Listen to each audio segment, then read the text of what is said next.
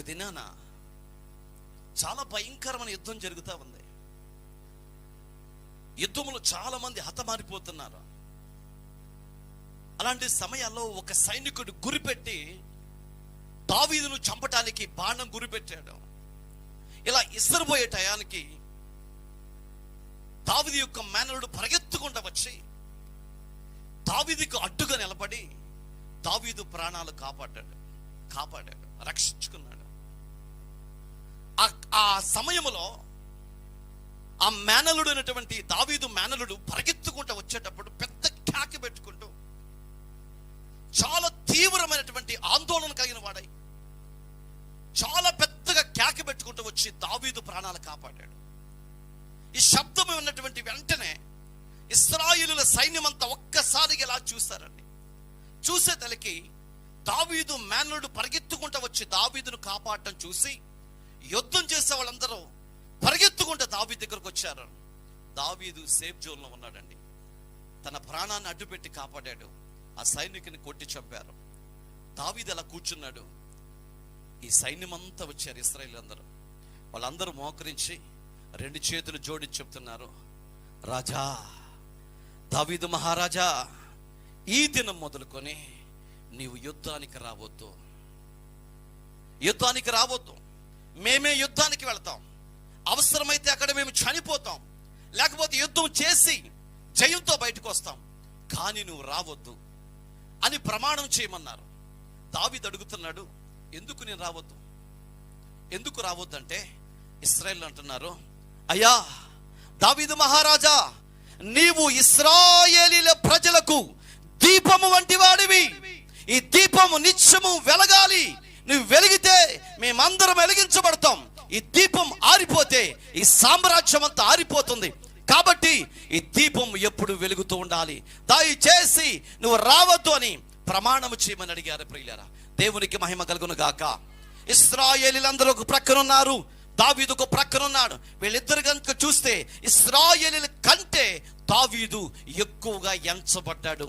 దావీదును గుండెల్లో దాచుకున్నారు. ప్రియమైనటువంటి వారారా, దావీదుకు చిన్న బాధ వస్తే ఇశ్రాయేలీయులు తట్టుకునే వాళ్ళు కాదు. ఎప్పుడు చూసినా దావీదును వెంబడించేవాళ్ళు. దావీదు క్షేమముగా ఉంటే ఆ ఇశ్రాయేల్ కుటుంబాలు అన్ని కూడా క్షేమముగా ఉంటాయని వాళ్ళకు ఒక నమ్మకం ఏర్పడింది. ఎప్పుడంటే గొలియాతు దగ్గర. అప్పటి నుంచి దావీదును వెంబడిస్తూ వచ్చారు. ఆ తర్వాత అంటారు, దావీదు ఒక్కడంట 10,000 మంది ఇశ్రాయేలులతో సమానుడు అని చెప్పారు. దేవునికి మహిమ కలుగును గాక. హల్లెలూయా.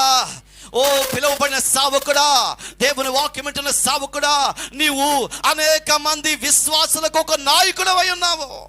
నువ్వు పిలువబడి ఉన్నావు, ఎంచుకోబడి ఉన్నావు. అనేక మందికి లీడర్. అంతేకాదండి, నీ సంఘానికి, నీ కుటుంబానికి నీవు ఒక దీపమై ఉన్నావు. హల్లెలూయా.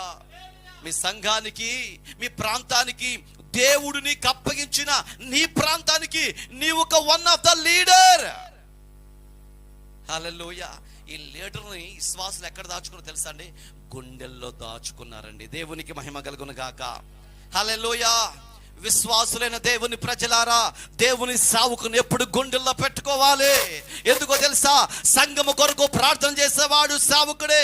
సంఘములో ఏ బలహీనత వచ్చినా, ఎవరికి బాగోపోయినా నిత్యము ప్రార్థన దేవునితో పోరాడి వారికి స్వస్థత కలిగేంత వరకు కష్టపడి కన్నీళ్లు కాచి సంఘ క్షేమము కొరకే తన జీవితాన్ని దారపోసేవాడే సావుకుడు. హల్లెలూయా. అందుకనే సావుకుని ఎక్కడ దాచుకోవాలంటండి? గుండెల్లో దాచుకోవాలి. అందరం దాచుకుంటాం గుండెల్లో, సావుకుడు మాత్రమే ఉండడు. అందుకే మన బ్రతుకులు ఎలా ఉండిపోతున్నాయి. ఒక్కసారి సావుకుని గుండెలో దాచుకొని చూడు, దేవుడు ఏం చేస్తాడు తెలుసా అండి? ప్రపంచములో ఉన్న వారందరికంటే దేవుడిని హెచ్చిస్తాడు. దేవునికి మహిమ కలుగును గాక. హల్లెలూయా, హల్లెలూయా. ఎందుకు దేవుని సావుకుని దాచుకోవాలి అంటే, దేవుని చేత ఏర్పరచబడి పరిశుద్ధ జనముగా దేవుని సామ్రాజ్యాన్ని కట్టడానికి సాక్షాత్తు దేవుడే కోరుకున్నాడండి. దేవుడే తన గుండెల్లో సావుకుని దాచుకున్నాడు. ఈ సంగతి తెలుసా నీకు? తెలుసా? ఎవరు దాచుకున్నారండి? దేవుడే తన సావుకుని ఎక్కడ పెట్టుకున్నాడండి?